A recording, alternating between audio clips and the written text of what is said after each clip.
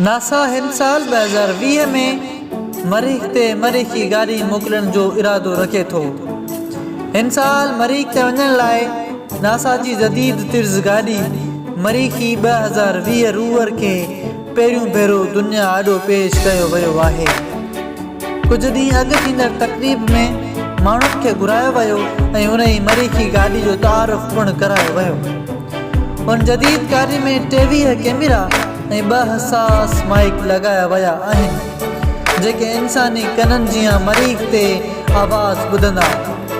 Rover ॾिसण में हिकु नंढी कार जी जिसामत जीअं आहे ऐं 24 कलाक में 180 मीटर अॻिते वञी सघंदी।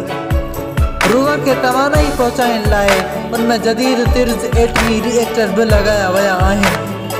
मरीख़ रूवर में लॻायल रोबोटिक हथ मरीख़ी सतह खुटे करे उनजो तज़कियो करण जी सलाहियत रखंदड़ पिणु आहिनि।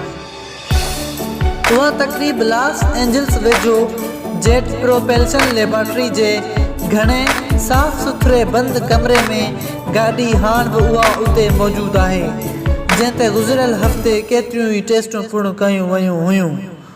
मरीख़ 2020 रूवर जुलाई ते मरीख़ सयारे ॾांहुं मोकिली वेंदी ऐं 7 महीननि खां पोइ 2021 ते उहो मरीख़ जी सतह ते लहंदी। इएं मरीख़ ते पहुचण वारी उहा 5 रोबोटिक गाॾी बि हूंदी। मेट वेल्स मूजिबि उन ते घणा हसास ऐं जदीद औज़ार पिणु लॻाया विया आहिनि जेके मरीख़ जे माहौल जी मुनासिबत सां लाॻापियल ऐं मरीख़ सयारे ते ज़िंदगी जी खोजना में मदद ॾींदा ऐं उतां जी इज़्ज़ियाती ऐं कीमियाई साख़्त बाबति असांजी मालूमात में इज़ाफ़ो कंदा।